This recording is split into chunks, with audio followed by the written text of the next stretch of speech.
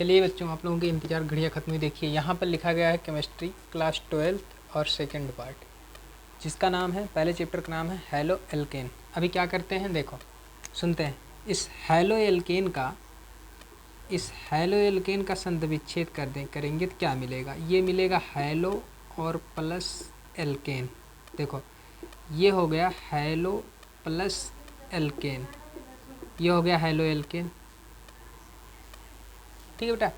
अब क्या करते हैं, अब देखो हेलो मतलब क्या होता है। हेलो मतलब होता है हाइलोजन, हैलोजन, हैलोजन।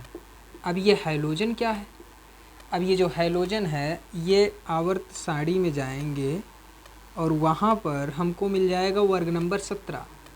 और वर्ग नंबर 17 जो होता है, वर्ग नंबर 17 में 6 तत्व। अब 6 में से जो 4 तत्व हैं वो बहुत इम्पॉर्टेंट हैं आपके लिए।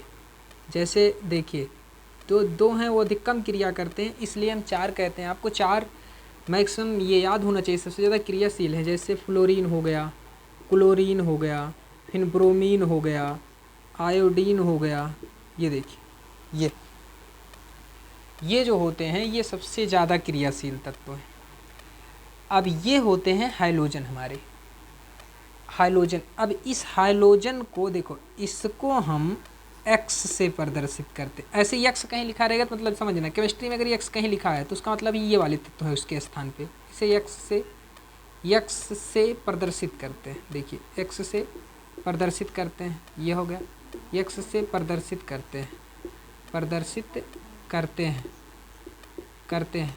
देखिए एक्स से प्रदर्शित करते हैं। अब आगे आ जाते हैं, देखो क्या है। अब इसके बारे में जानना, एल्केन किसे कहते हैं। एल्केन, देखो एल्केन में क्या होता है कि इसमें ये हाइड्रोकार्बन का एक भाग होता है, तो इसमें कार्बन और हाइड्रोजन जो होते हैं ये सिंगल बंधों के द्वारा जुड़े होते हैं एक दूसरे से जो है सिंगल बंधों के द्वारा जुड़े होते हैं।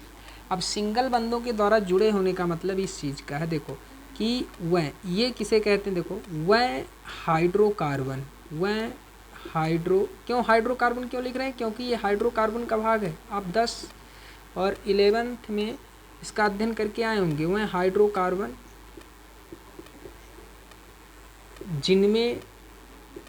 जिनमें एकल बंध पाया जाता है, जिनमें एकल बंध पाया जाता है,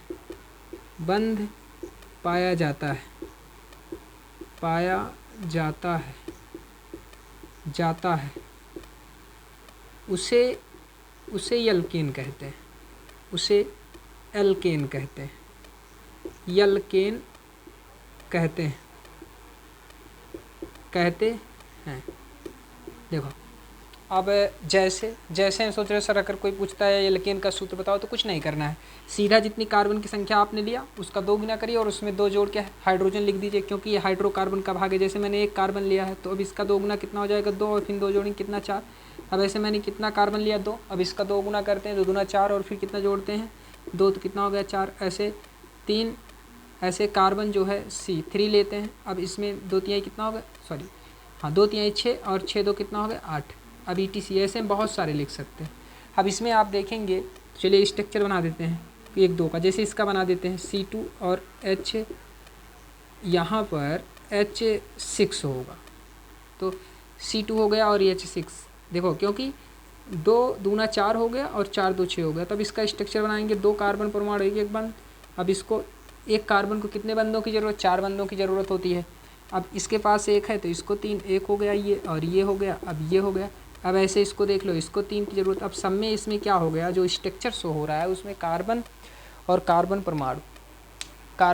परमाणु और हाइड्रोजन परमाणु सब एकल बंध से जुड़े हैं, तो उसे हम कहते हैं एल्कीन।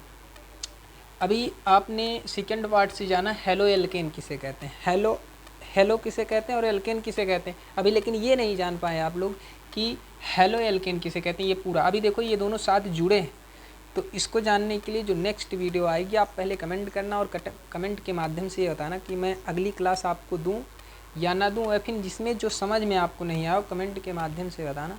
और ऐसे प्यार और सपोर्ट आप बनाए रखिएगा। तब तक के लिए बेस्ट ऑफ लक।